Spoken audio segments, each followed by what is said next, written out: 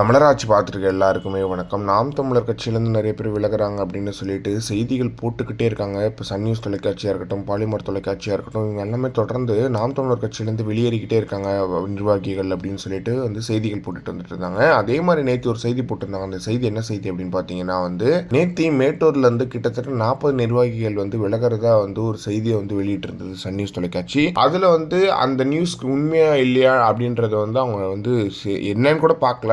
அதை அப்படியே வெளியிட்டுட்டாங்க. உடனே என்ன பண்ணிட்டாங்க அப்படின்னு பார்த்தீங்கன்னா, மேட்டூர்ல இருக்கிற நாம் தமிழர் கட்சி நிர்வாகிகள்லாம் அந்த 40 எப்பவும் இங்கே தான்டா இருக்கு அப்படின்னு சொல்லிட்டு பிசுறு வெளியே போடாம அசுறு அப்படின்னு சொல்லிட்டு அவங்க ஒரு ட்வீட் போட்டிருக்காங்க. அதுல அந்த 40 பேரும் நாம் தமிழர் கட்சியில தான் இருக்காங்க அப்படின்றத அவங்க ப்ரூவ் பண்ற மாதிரி அந்த போட்டோவை போட்டிருக்காங்க. சும்மா ஏதாவது ஒரு நியூஸ் கிடைக்காதா, சும்மா ஏதாவது போடுவோமே, நாம் தமிழர் கட்சியை பத்தி நியூஸ் போட்டே ஆகணும் அப்படின்னு சொல்லிட்டு நீங்க நியூஸ் போடுறீங்களா அப்படின்றது தெரியல. இந்த வாட்டி சன் நியூஸ்க்கு சரியான பதிலடி கொடுத்துட்டாங்க அப்படின்னு சொல்லலாம். ஏன்னா அவ்வளவு பயங்கரமான சம்பவம் இது. தொடர்ந்து நாம் தமிழர் கட்சியிலிருந்து வெளியேறதுக்கு காரணங்கள் இப்போ சமீப காலங்களில் வெளியே வந்திருக்கு. அதுக்கான காரணம் என்னவா இருக்கு அப்படின்னு பாத்தீங்கன்னா சீமான் அவர்கள் நிர்வாகிகளை எல்லாருமே சமம் அப்படின்றத அறிவிக்கிறாரு. என்ன அப்படின்னு பாத்தீங்கன்னா, ஒரு இடத்துல ஒருத்தர் தலைமையில் இருப்பாரு, மாவட்ட தலைமை ஒருங்கிணைப்பாளராக இருப்பாரு. அவரை கூட்டிட்டு இல்லப்பா இனிமே எல்லாருமே சமம், கீழே இருக்கிறவங்களுக்கும் அதே பவர் தான் அப்படின்னு சொல்லிட்டு சீமான் அவர்கள் அறிவிக்கிறாரு. ஆனா எந்த ஒரு மனிதனா இருந்தாலுமே அப்படி ஒரு அறிவிப்பு வரும்போது கோபம் வரதான் செய்யும். பட் ஆனா நம்ம என்ன பேசிக்கா புரிஞ்சுக்கணும் அப்படின்னு பாத்தீங்கன்னா, இது கொள்கையால் கட்டமைக்கப்பட்ட அரசியல் அப்படின்றத நம்ம புரிஞ்சுக்கணும். இந்த கொள்கை